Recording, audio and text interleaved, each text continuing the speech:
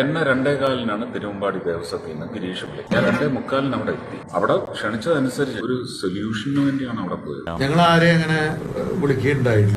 അദ്ദേഹം അവിടെ പറഞ്ഞു ഇങ്ങനെ സെക്രട്ടറി ഇങ്ങനെ വിളിച്ചു പറഞ്ഞു എന്ന് പറഞ്ഞു. ഞങ്ങളൊക്കെ അവിടെ ഒരുമിച്ചാണ്ടായിരുന്നു. അല്ല, അദ്ദേഹം അവിടെ വന്നിരുന്നു. ബാക്കിയുള്ളവരൊക്കെ വന്നിരുന്നു. മറ്റേ സുനിൽകുമാർ വന്നിരുന്നു. മറ്റേ മന്ത്രി രാജ്യ മിനിസ്റ്റർ സുരേഷ് ഗോപി അവരുടെ ഞാൻ നേരിട്ട് വിളിച്ചു എന്നാണ് ഒരു മാധ്യമത്തിൽ അദ്ദേഹം പറഞ്ഞതായിട്ട് കേട്ടു.